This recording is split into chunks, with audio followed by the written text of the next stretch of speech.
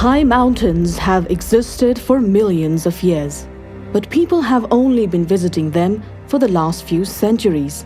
The high mountain environment belongs to everyone. It is one of the last places on Earth where the human presence is merely transient. Mountains fascinate, change people profoundly, and give some perspective to their true place in the immensity of nature. However, climate change is transforming this exceptional resource as ever-growing numbers of visitors threaten the world's highest mountains. What will be left for our children if we don't act now? Alpinists, scientists, site managers and innovative companies from around the world will come together in the Nepal Himalaya, the cradle of the gods in the shadow of Mount Everest. Over a period of 3 days, they will share their experience of the mountains and exchange concrete proposals on how to protect them for future generations.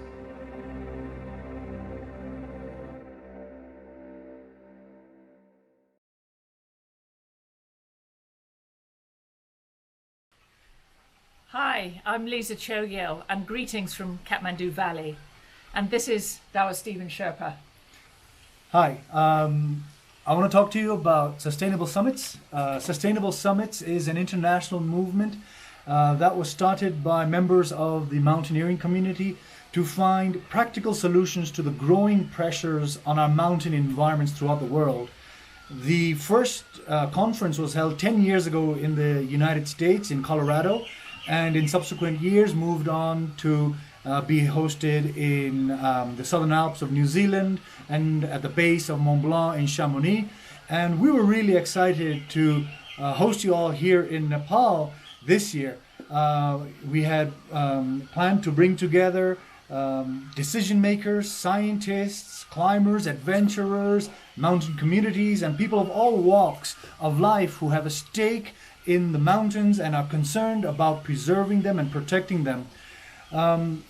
Having been a part of this movement since the very beginning, Lisa and I were really excited to be able to host the fifth conference with a particular focus on responsible tourism, on waste management, and adaptation to climate change in the Hindu Kush Himalaya.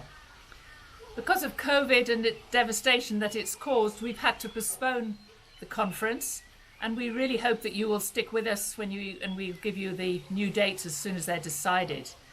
In the meantime, we are really excited to bring to you a collection of the powerful speakers and inspirational leaders who are planning to be with us here in Nepal.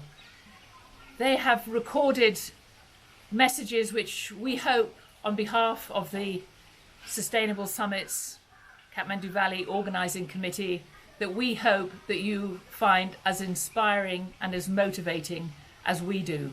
Thank you very much. Thank you. Take care. Be safe.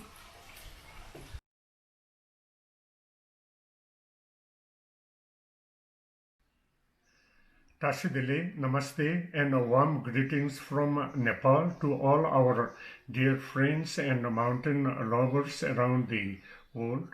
I'm Tshering Sherpa, Chairperson of Nepal Organizing Committee for the 5th Sustainable Summit Conference.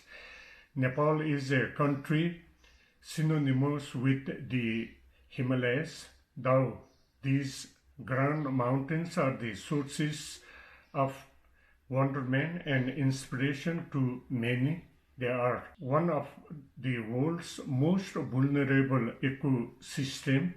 In my lifetime, I have witnessed vast changes to the mountain environment and lives and livelihood of mountain people due to climate change and other human impact. I know that the Himalayas are not alone in this, and the mountain communities around the world share a similar plight. Although we have to postpone our conference this time due to ongoing coronavirus pandemic, I nevertheless look forward to welcoming you all here in Nepal next year We are looking forward to seeing you all in 2021 to share stories and solutions to protect and conserve our mountains, especially in a new post-corona world where our entire global community is going through so much change. Until then, please stay safe, take care of yourself and those around you, and enjoy the short messages from our esteemed speakers we have compiled here. Thank you.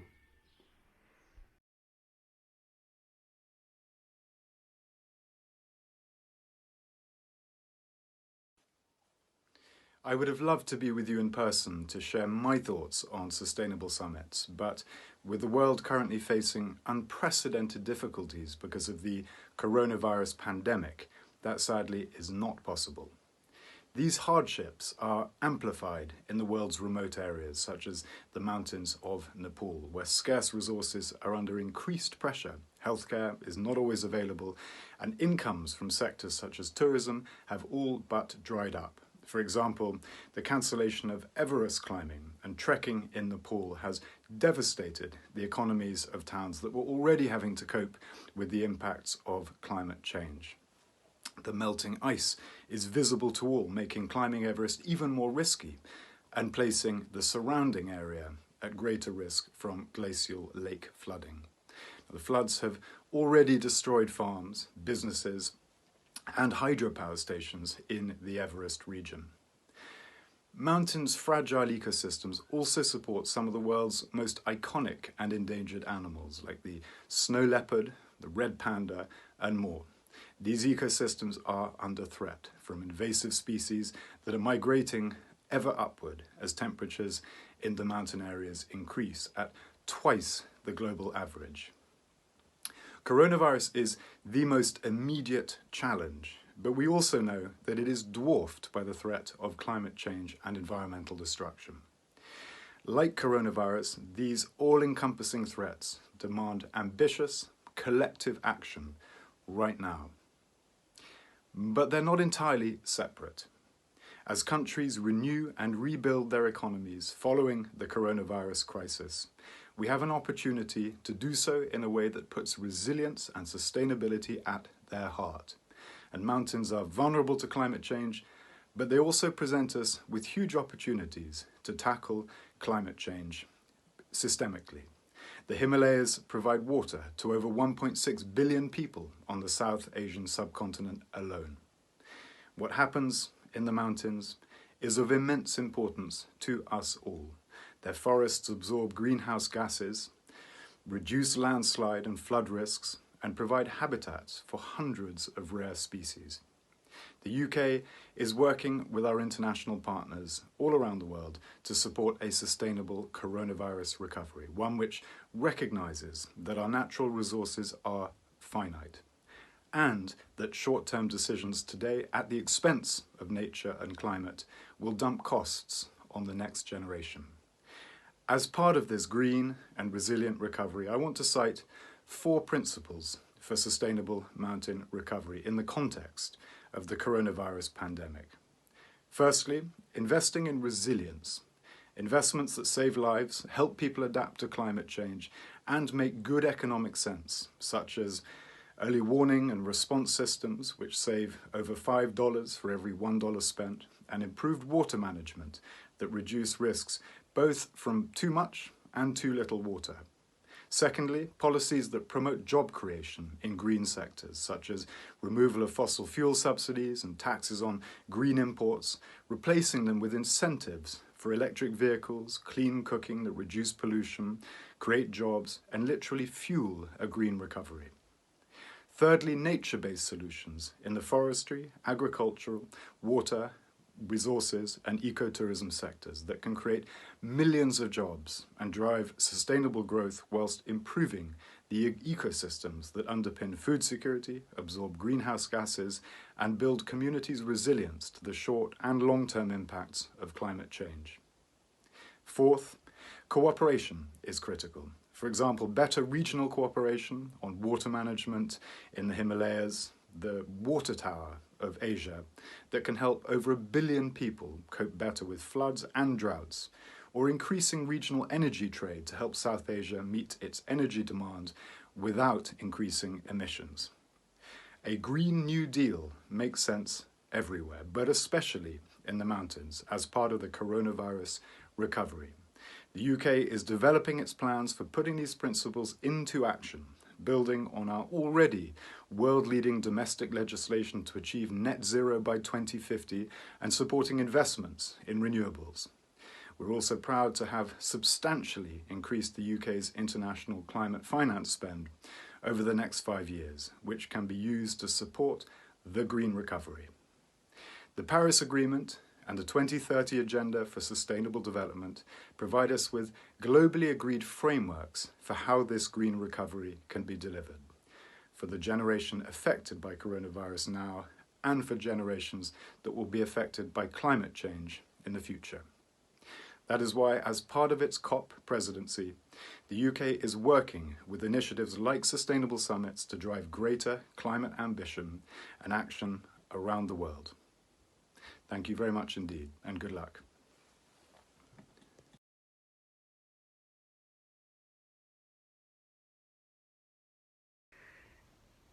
During these COVID-19 lockdowns that so many of us around the world have been experiencing, we've got new insights into sustainability, resilience, and social inclusion too. There has been an upside, often in the way communities have pulled together to support each other.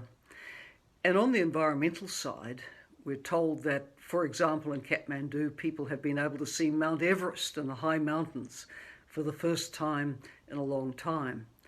That means air pollution's down, which is also good for human health. It means greenhouse gas emissions are down, and that's good for our planet, and good because it can slow the melting of the great glaciers, which come down from mountain chains like the Himalayas to provide the sources of our fresh water. But there's also been a downside, and the downside has been that the poorest and most vulnerable, depending on subsistence livelihoods, have gone short of food and clearly without money. And at every stage along the mountain tourism value chain, there's been hardship for lodgers with no guests, for souvenir shops with no tourists visiting, for those who are porters or who drive the mules and the yaks and other animal trains along. So there's been two sides to the equation. What's on top of the minds of many of us is how could we build back better from this? What have we learned that could inform a better future? And clearly I think that we need, in building back better, to be thinking about what was generating that air pollution in our cities and our industry, causing damage to the high mountain environment and the snow cover and the glacier cover. We need to be thinking what we could do with every investment going forward to make it a sustainable one. Electric transport in our cities, public transport that's based on renewable energy and not on fossil fuels, which have been so damaging. So lots to think about with the reinvestment. I think looking forward, people are going to be really appreciating the calm, the solitude that can come from being in the high mountain experience. But that will also mean reimagining tourism, had the numbers got too great to offer the quality of experience. Could there be higher value, lower volume tourism, so that those who come will pay more, but will also be greatly rewarded by the experience they have as well? On the social inclusion side, as I said, clearly the poorest have been hit the hardest. And so whatever support governments, local authorities, communities can make available to see that the poorest and most marginalised among us don't go hungry at these times, don't go without cash, don't go without health care, is extremely important. And on health systems, what is clear in countries rich and poor is that we cannot hospitalise our way out of a pandemic. We have to use basic public health measures. And for the foreseeable future, that is going to mean physical distancing, not shaking hands and embracing. That is what gets on top of the pandemic, and the capacity to contact trace who has brought the disease to somewhere and test and try to stop it moving forward. So there are lessons. We've been very damaged as societies and economies by what has happened, but we could resolve to build back better. And I hope that will be something that those who plan for our most precious mountain environments and communities will be very much. So we can build back better. And I hope that that is something that those who plan with and for our precious and remote mountain communities and sustainable tourism and societies going forward will really bear in mind.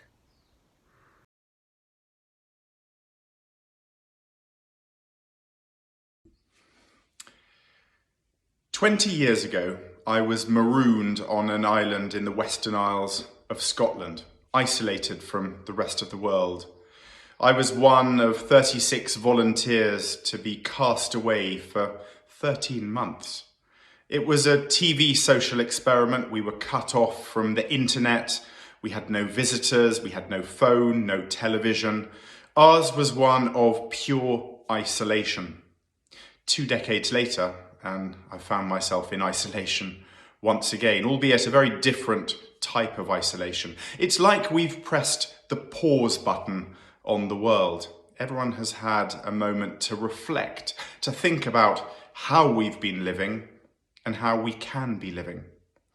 I think for me and for my family, it's given us a moment to reflect on our approach to life, need over want, the form of consumption and consumerism and materialism that we rely on and that we are part of.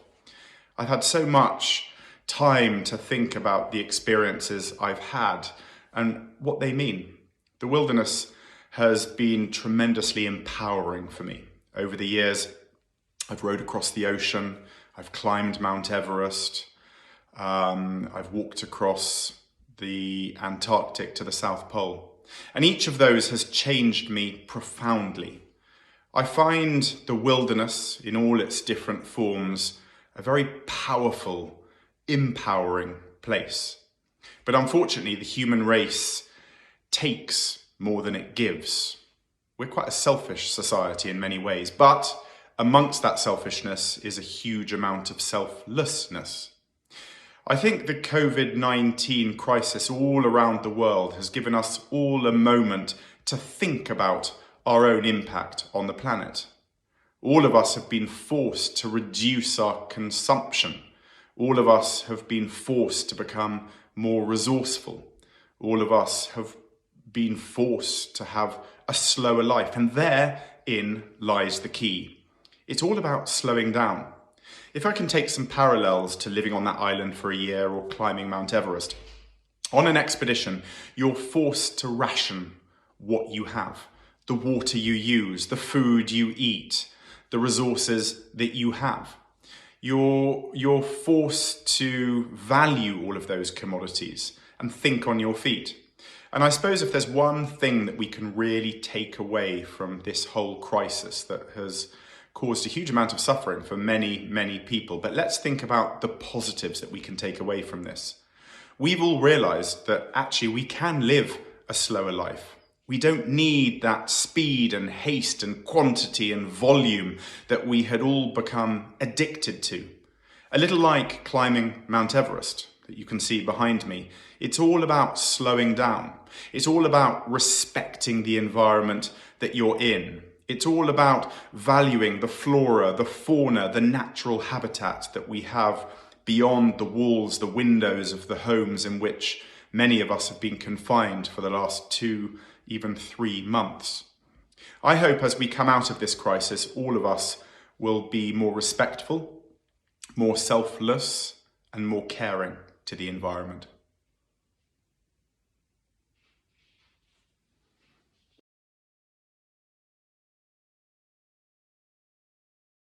I'm pessimistic. I think that the huge problem is basically, well, human greed for power and money.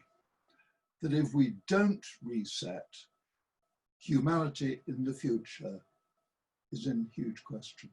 If one has spent one's life climbing in the mountains, having a wonderful adventure in the mountains, it has given you, firstly, a deep love of our environment.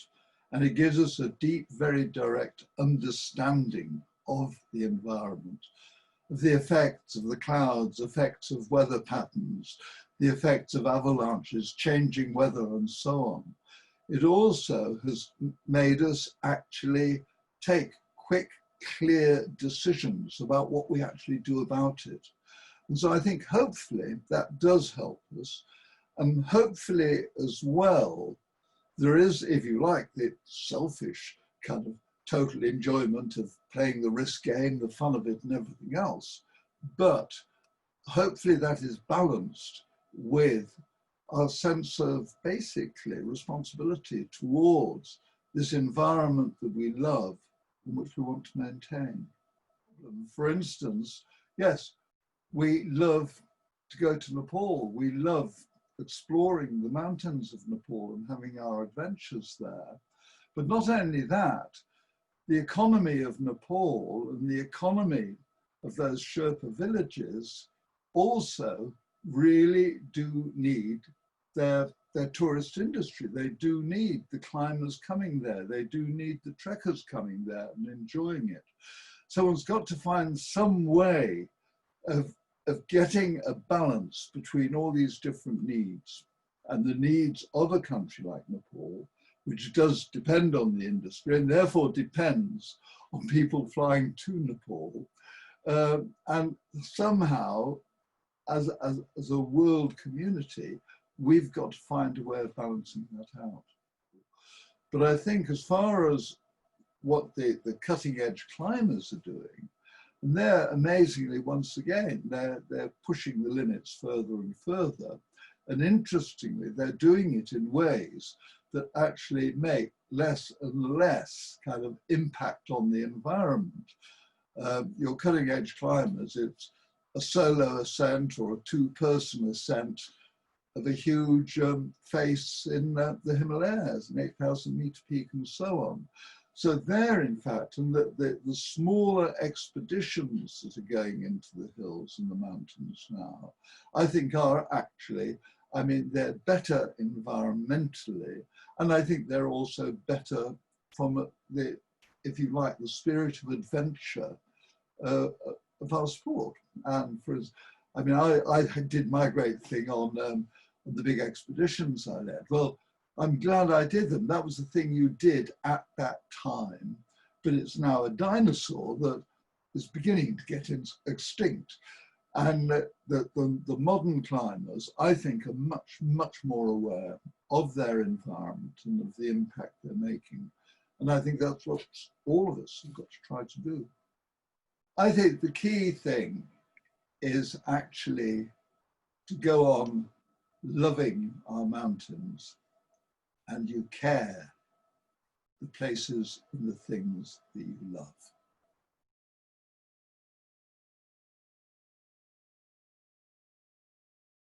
Namaste, I'm Pasang Sherpa Akita. I'm a professional mountaineer and a mother.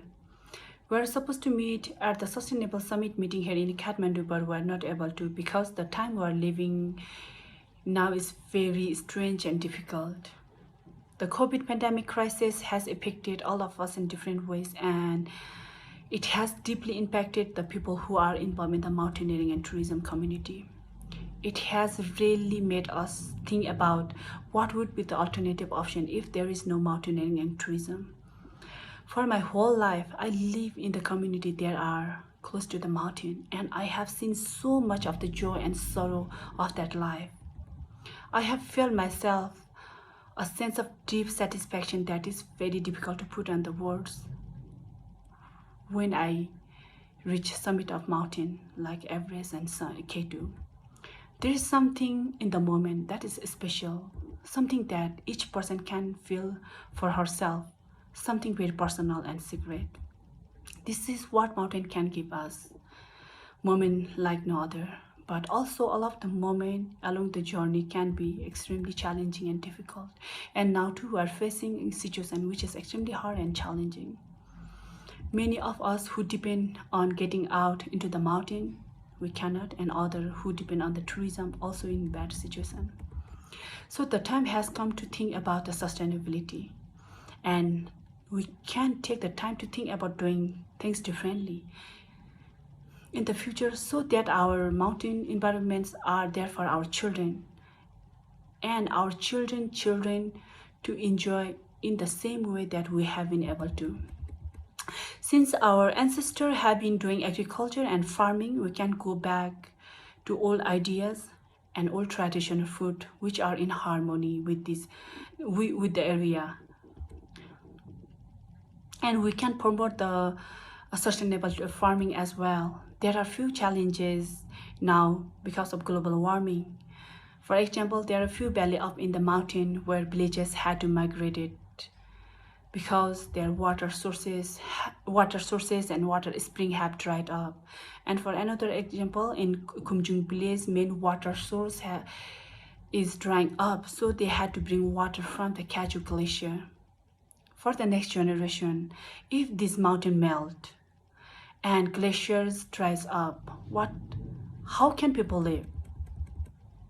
So this time we realize that preserving nature is very important. We have to act from today so that we can return to the mountain, that our tourism directly benefit our community in the mountain, and we do not contribute to the degrading of the fragile environment there. We can see in front of us benefit of reducing pollution. And it will be very important to promote ecotourism as well, so that we can continue to have good benefits, to respect the mountain and all of the gift from the nature. I'm worried for upcoming generation, since the climate change consequences will be worse than the COVID-19 crisis. And we have to do everything that we can now protect our environment and respect all the mountains and take seriously our responsibility to the coming generation to leave no trash behind, so that the mountain continue to be source of our life and livelihood for everyone. Thank you so much.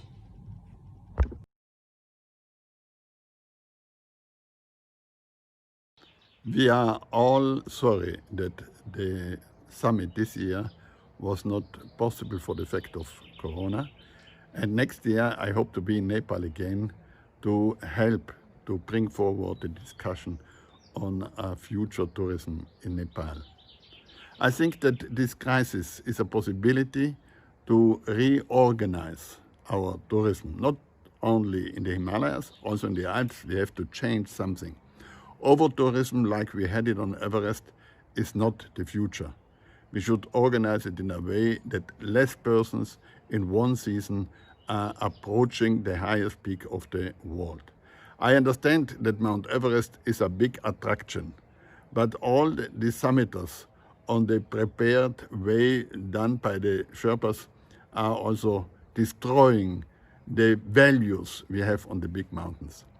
Nepal will need tourism, and in Nepal we have only mountain tourism and cultural tourism. In the sum, this is a big possibility, and especially if Nepal touristic managers are understanding they have to combine the local handicrafts, the local kitchen, the local culture, and the beauty of the mountains, they will also be able to be leading in this kind of tourism. I hope that Corona virus is not destroying part of Nepal population, and I am anxious to go back to one of the countries which I love most on the world. All the best.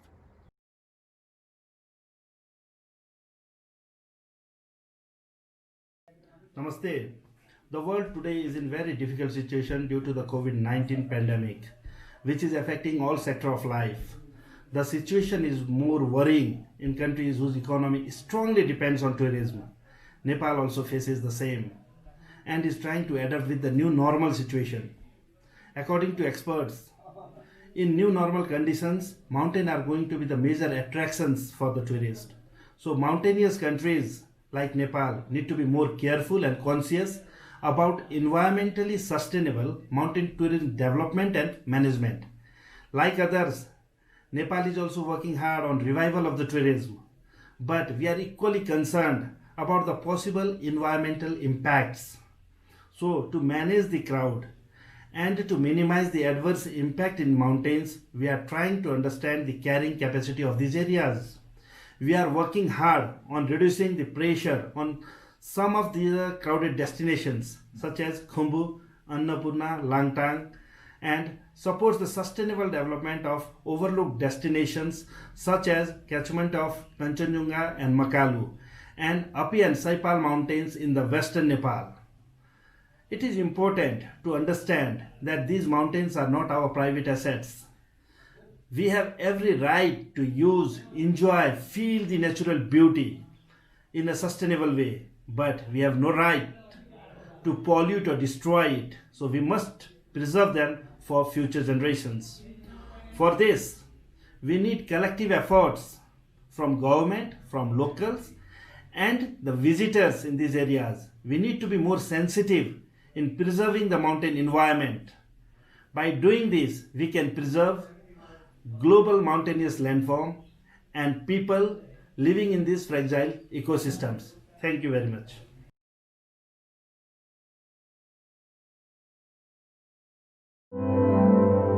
The Himalayas are the water towers of Asia, the lifeline of millions of people across the region.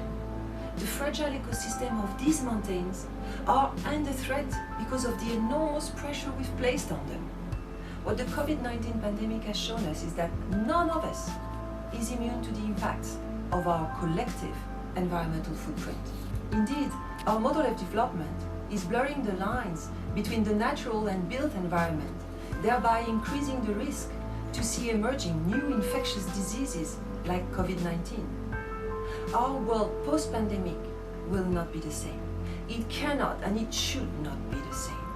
I see an amazing opportunity to redefine, design and invest in a future that is friendly to the planet and its people.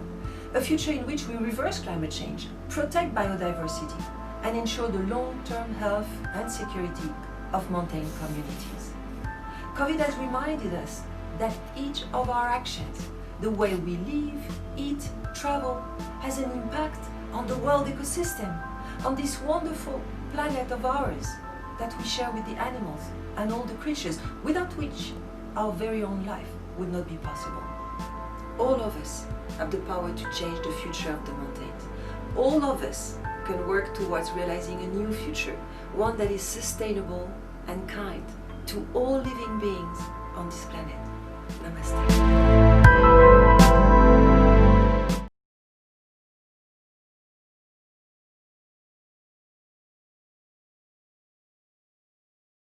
Hi, I'm David Molden, the Director General of ICIMOD, the International Center for Integrated Mountain Development, and I'd like to talk about the mountain road to resilience and recovery.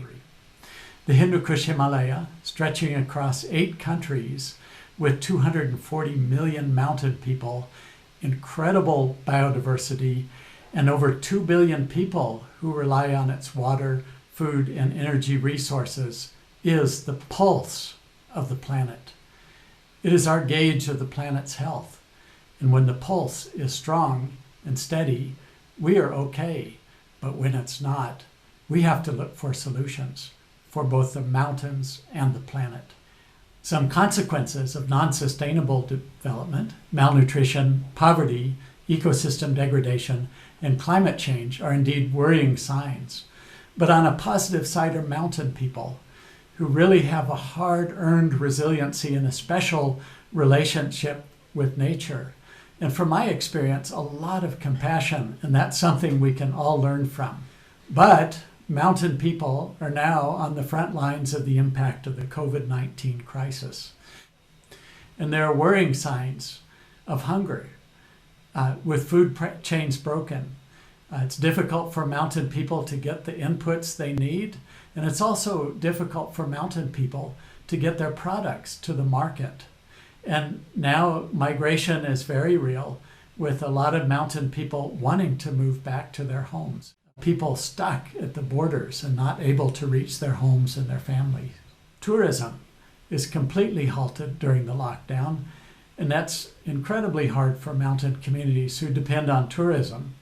Women, men, and marginalized groups are all having different experiences.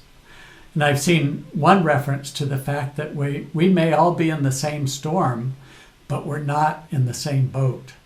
And like climate change, the crisis is global, with an incredible amount of uncertainty. And like climate change, the actions we take as individuals impact everyone else. It's a new journey for everyone, and one that could open the doors for a better world. The crisis has revealed the interconnectedness of the planet, and the hope is that we can capitalize on this for sustainability. This is a time for solutions, a time for healing, in a world that appreciates people, culture, and nature. We need nature-based solutions like organic agriculture, nature and people-friendly tourism, and a new sense of mountain entrepreneurship that values cultures and the environment. And we need a move towards more sustainable energy. The actions we take now in this process of healing and revitalization, yes, have to address immediate needs. But in addition to that, they also have to address our long-term challenges like climate change and the need to build a more just and compassionate society, and to build a more prosperous Hindu Kush Himalaya for everyone. This is the road to a more resilient recovery, and this is how we will truly protect the pulse of the planet. And ICIMOD looks forward to working with you and taking this journey together with you all. Thank you very much.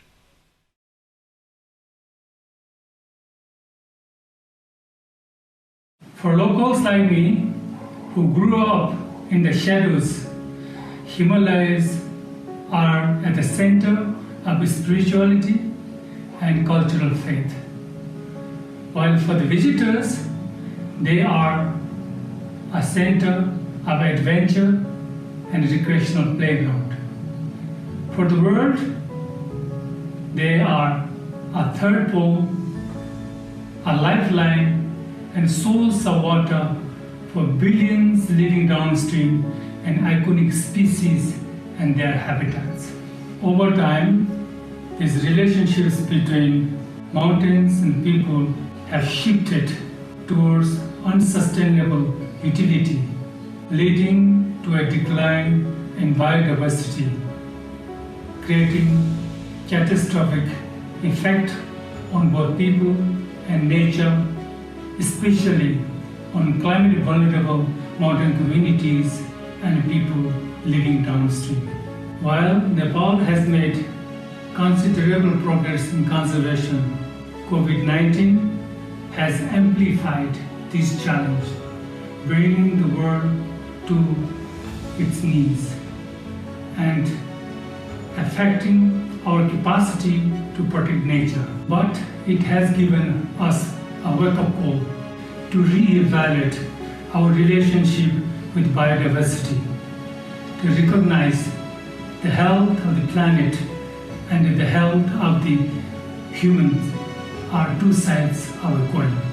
Firstly, as tourism is one of the hardest hit sectors under the COVID-19, we must diversify tourism products, services, and experiences across all the climatic zones and natural and cultural landscapes for the domestic and international visitors, so that tourism can bring equitable benefit to all throughout the year.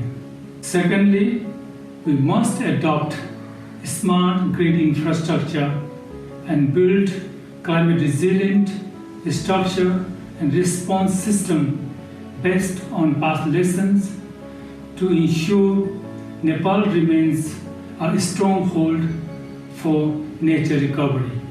Lastly, we need to see the end of wildlife trade and closure of wet markets across the world, and the journey has already begun from China. Year 2020 was planned as a super year with important milestones.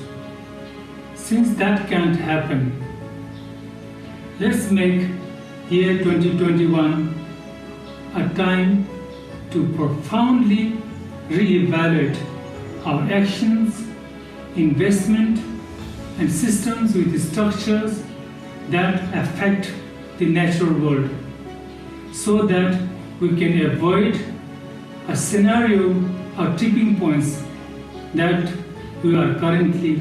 I look forward to listening to the Sustainable Summit participants and share my experiences, so together we can devise a nature-based solutions for sustainable tourism in Nepal and ultimately sustainable world, which is now a compulsion, no longer a choice.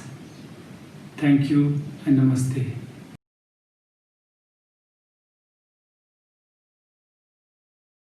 The current COVID-19 crisis that we all are in is a wake-up call for humans to change our behaviors and our economic models. One thing is for sure, we can't go back to normal, the same normal that got us into this mess in the first place. And if we want to avoid similar crises and the worst impacts of climate change in the future, and especially for vulnerable people like those in the mountains of Nepal, we need to remember a few things. First, the so-called modern development and mass tourism is putting an enormous strain on the fragile ecosystems of the mountains. And on the other hand, we are also rapidly losing the traditional knowledge that we need to take care of these fragile ecosystems. And second, the days of bigger and better is over. What we need now are localized and small solutions. And sustainable tourism in the mountains is the only way to ensure holistic development of the people living in the mountains. And third, but the most important thing, is that we need to change our mindsets. Spirituality should be a large part of the solution. And living in harmony and in coexistence with nature is the only way to ensure the well-being of humans and the nature.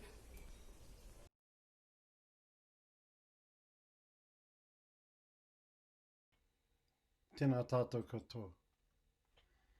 Greetings to you all. He mihi nui kia koutou ngā maunga nunui o ngā whenua nui o te ao. We acknowledge and give respect to you, the great mountains of every continent of the world. Uluru, Puncajaya, Elbrus, Kilimanjaro, Denali, Aconcagua, Vincent Massif, and of course, to the great mountain, Chomolungma. To the people of Nepal, the Sherpa people, our deepest respect and acknowledgements. Namaste. He mihi kia koutou ngā maunga katoa o ngā whenua katoa me ngā tangata katoa o tā.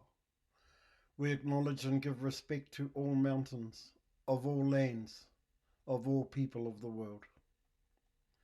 He mihi kia rātou ko wehe atu, me ngā tūpuna I runga I ngā tangata o tā. We acknowledge those we have lost, and the ancestors above each and every one of us.